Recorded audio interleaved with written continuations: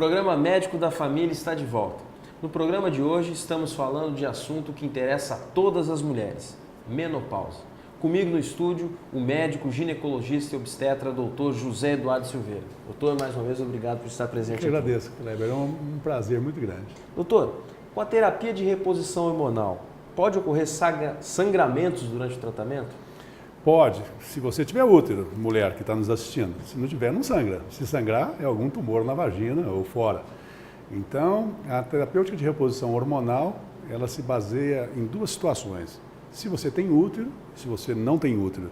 Se você não tiver útero, só o estrogênio é suficiente. E o androgênio, que é para melhorar a sua atividade sexual, a sua vontade de ter relação com o seu marido.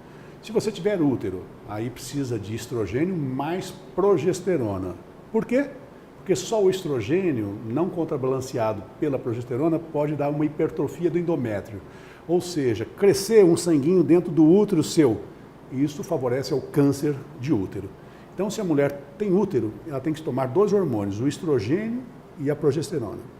E essa progesterona pode ser dada de duas formas. Uma quantidade mínima diária para você não sangrar, ou dar uma quantidade maiorzinha, por 5, 10 dias, 15 dias no mês, que quando separa, dá o sangramento por privação, a mulher menstrua. Então eu sempre coloco isso, Kleber, para a paciente, falo, você prefere menstruar ou não menstruar? Algumas falam assim, Deus me livre, não quero saber mais, já sofri muito com menstruação, não quero menstruar. Então eu entro com uma dosagem pouquinha de progesterona, como eu disse, para proteger o útero, para não dar problemas no útero.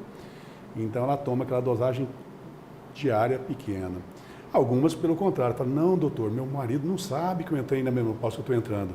Eu adoro que ele vá comprar absorvente comigo no mercado, no supermercado ou na farmácia, porque assim eu me sinto jovem, eu me sinto que eu estou menstruando, sabe? Então, eu quero continuar menstruando. Então, aí eu dou essa progesterona para ela, nos primeiros 5, 10, 15 dias, para ela ciclar como se estivesse ovulando, que na verdade é um sangramento medicamentoso, não é um sangramento de ovulação dela, né, mas que traz benefícios e eu encorajo elas a tê-los. E a mulher sem útero, o tratamento é um pouquinho diferente, a reposição? Se a mulher não tiver útero, é fantástico, porque aí você não precisa dar dois hormônios, você só dá um, que é o estrogênio, que é o hormônio que vai dar todos esses benefícios que a gente falou agora há pouco.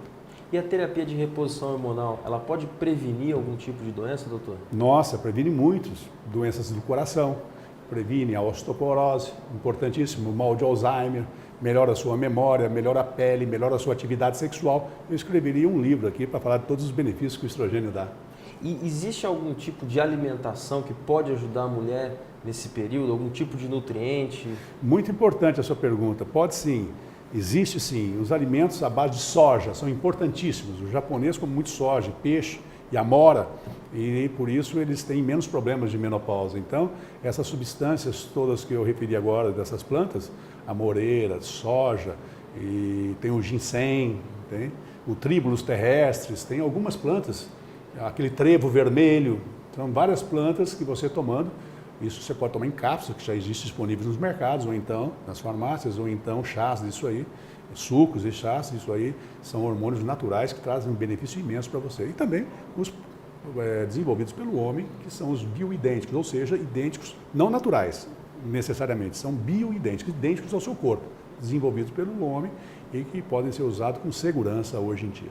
A gente falou no primeiro bloco a respeito dos calorões, os fogachos, né, que as mulheres apresentam quando estão entrando na menopausa. Existe alguma coisa além da reposição hormonal que pode ser feito? Pode. Controlar o peso, você não engordar muito. Uma dieta rica em proteínas, que são carnes magras, né? Vai comer uma picanha gorda que não adianta. Mas carne magras, ovos cozidos, leite, verdura, fruta, exercício, manter o seu peso bom, acompanhamento com uma nutricionista, exercício físico é fundamental. Isso tudo possibilita uma menopausa ou um climatério muito bom, sem grandes consequências, sem grandes problemas. Doutor José Eduardo, o que é a chamada menopausa precoce? É a parada da menstruação, Kleber, antes dos 45 anos de idade. Isso a gente chama.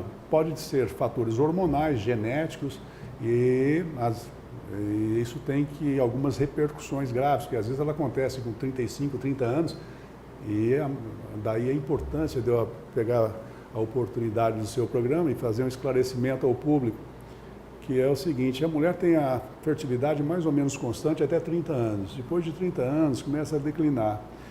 35 declina mais, depois de 40 despenca, depois de 45 você não consegue ter os filhos com os próprios óvulos.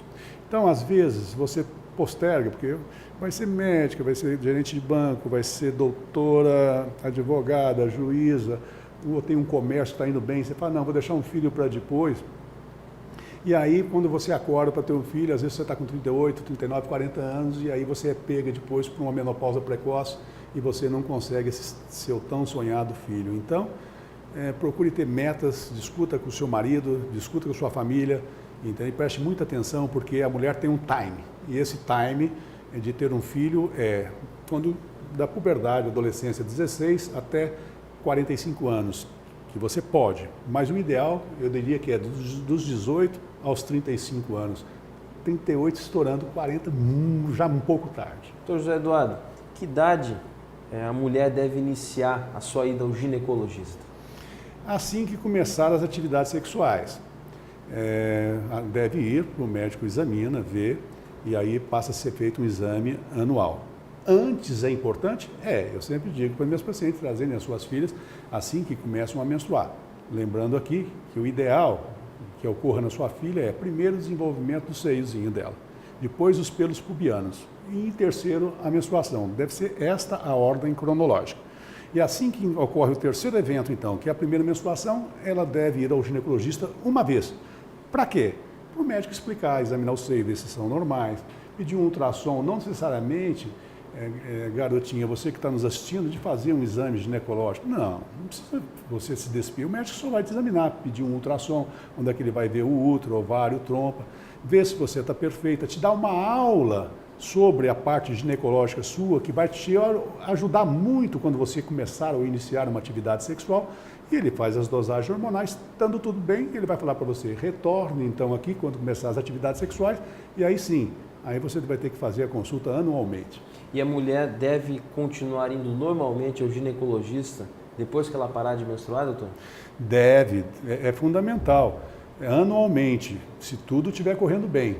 Porque nessa consulta você vai perceber o seio, que vai aumentando muito. Com 40 anos em diante, vai diminuindo a incidência de câncer de útero e ovário, mas vai aumentando a incidência de câncer de mama, que é uma coisa...